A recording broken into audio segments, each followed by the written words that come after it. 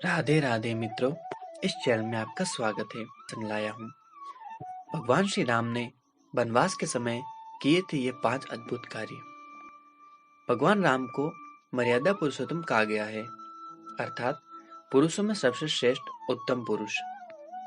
मंथरा के द्वारा कैकेयी के कान भरने के बाद कौशल्या पुत्र भगवान श्री राम को उनके पिता दशरथ ने 14 वर्ष का वनवास सुनाया। वनवास में उनके साथ उनके भाई लक्ष्मण और पत्नी सीता भी गई थी। वैसे तो प्रभु श्री राम ने 14 वर्ष के अपने वनवास काल में बहुत कुछ किया था, लेकिन इस वीडियो में मैं मात्र 5 अद्भुत कार्य के बारे में बता रहा हूँ। पहला, जीवन को बनाया गीता। भारत में यह प्रचलित है कि प्रभु श्री राम ने जैसा जीवन जिया वैसा जिए और भगवान श्री कृष्ण ने जो कहा उसे माने, अर्थात कोई भी व्यक्ति श्री कृष्ण के जैसा जीवन नहीं जी सकता, लेकिन प्रभु श्री राम के जैसा जीवन जी सकता है। प्रभु श्री राम ने गीता नहीं कही, बल्कि उन्होंने खुद के जीवन को ही गीता के उपदेशों की तरह बनाकर लोगों को दिखाया। प्रभु श्री राम ने वन में बहुत ही सादगी भरा तपस्वी का जीवन जिया। वे जहां भी जाते थे तो 3 लोगों को रहने के लिए एक झोपड़ी बनाते थे। वही भूमि पर सोते, रोज कंद मूल लाकर खाते और प्रतिदिन साधना करते थे। उनके तन पर खुद के ही बनाए हुए वस्त्र होते थे। धनुष और बाण से वे जंगलों में राक्षसों और हिंसक पशुओं से सभी की रक्षा करते थे। कोई सोच सकता है कि उस काल में कितने भयानक जंगल हुआ करते थे, और साथ ही उन जंगलों में भयानक हिंसक पशुओं के साथ ही हिंसक जंगली मानव भी हुआ करते थे। दूसरा, संतों की सेवा और रक्षा। उन्होंने देश के सभी संतों के आश्रमों को बर्बर लोगों के आतंक से बचाया।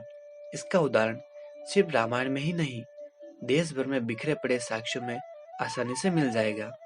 विश्वामित्र, वाल्मीकि, अत्रि या ऋषि मतंग ही नहीं, सैकड़ों ऋषियों के आश्रम को उन्होंने वेद ज्ञान और ध्यान के लिए एक सुरक्षित स्थान बनाया था। उन्होंने त्रिकुट में रहकर धर्म और कर्म की शिक्षा दीक्षा ली। यहीं पर वाल्मीकि और मांडव्य आश्रम था। यहीं पर से राम के भाई भरत उनकी चरण पादुका ले गए थे। चित्रकूट के पास ही सतना में अत्रि ऋषि का आश्रम था।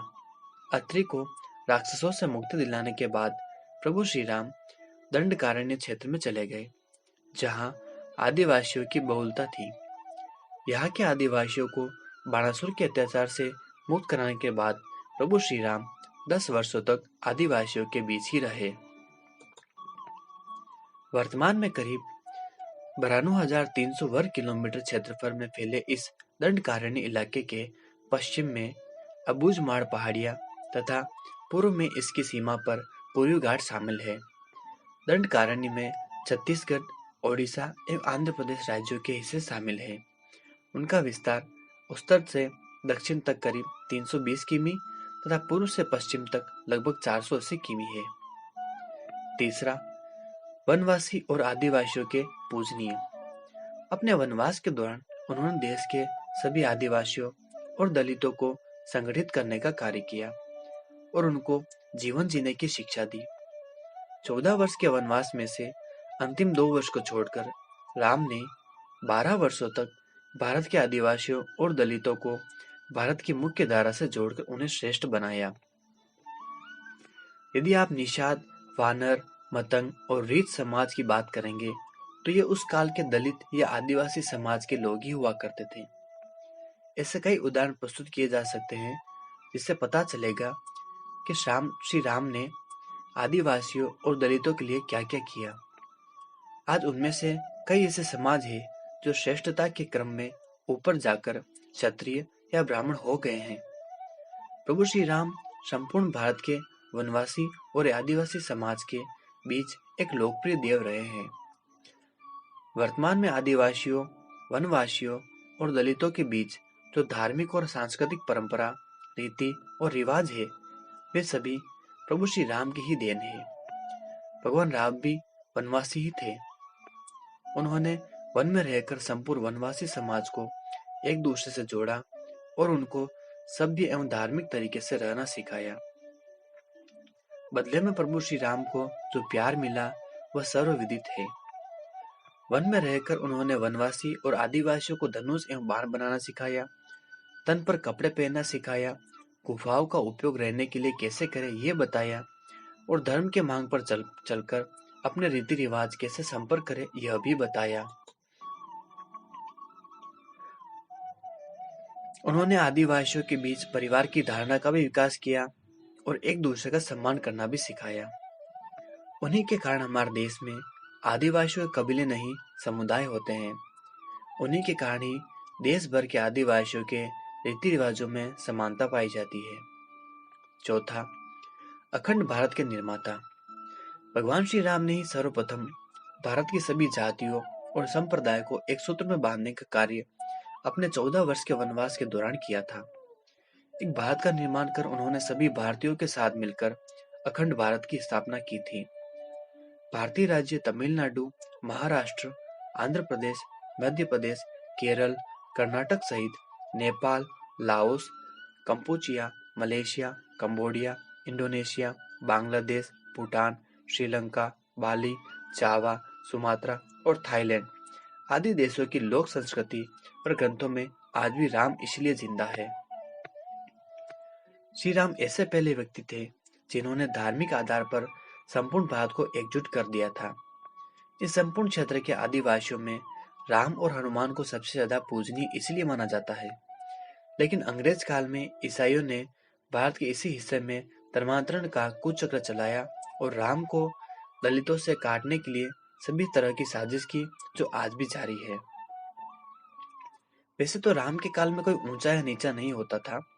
भगवान किसी जाति वर्ग के नहीं होते और न ही वे मनुष्य जाति में भेद करते हैं। रामायण काल में जातिगत जो भिन्नता थी वह मनुष्य के रंग, रूप और आकार को लेकर थी। जैसे वानर, वृक्ष, रक्ष और किरात आदि जातियां मनुष्य से भिन्न थी। केवट, शबरी, जटायु, सुग्रीव और संपाति आदि ये राम के संबंध दर्शाते हैं कि उस काल में ऐसी कोई जातिगत भावना नहीं थी जो आज हमें देखने को मिलती है। हनुमान जी के गुरु मतंग ऋषि आज की जातिगत व्यवस्था अनुसार तो दलित ही कहलाएंगे। पांचवा, सेना का गठन और शिवलिंग की स्थापना। 14 वर्ष के वनवास में से अंतिम 2 वर्ष प्रभु श्री राम दंडकारण्य के वन में से निकलकर सीता माता की खोज में देश के अन्य जंगलों में भ्रमण करने लगे और वहां उनका सामना देश के अन्य कई जातियों और वनवासियों से हुआ। उन्होंने कई जातियों को इकट्ठा करके एक सेना का गठन किया और अंत में लंका पर चढ़ाई कर दी। इस दौरान उन्होंने नल और नील के माध्यम से विश्व का पहला सेतु बनवाया था और वह भी समुद्र के ऊपर। हनुमान और सुग्रीव से मिलने के बाद श्री राम ने वानर सेना का गठन किया और लंका की ओर चल पड़े। तमिलनाडु की एक लंबी तट रेखा है जो लगभग 1000 किमी तक विस्तारित है।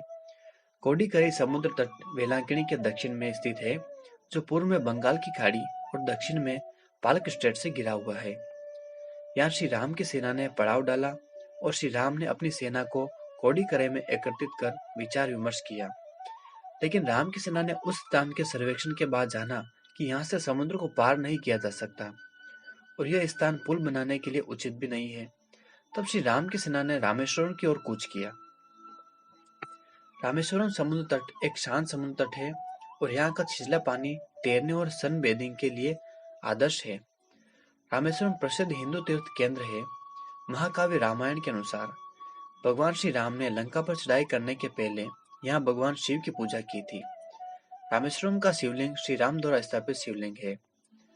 वाल्मीकि के अनुसार 3 दिन की खोजबीन के बाद श्री राम ने रामेश्वरम के आगे समुद्र में वह स्थान ढूंढ निकाला जहां से आसानी से श्रीलंका पहुंचा जा सकता हो। इस स्थान को धनुष कोडी कहते हैं। उन्होंने नल और नील की मदद से उक्त स्थान से लंका तक का सेतु निर्माण करवाया। सेतु पर से वानर सेना ने लंका में प्रवेश किया और अंततः भयानक युद्ध प्रारंभ हुआ जिसमें श्री राम की जीत हुई। जय जय श्री राधे।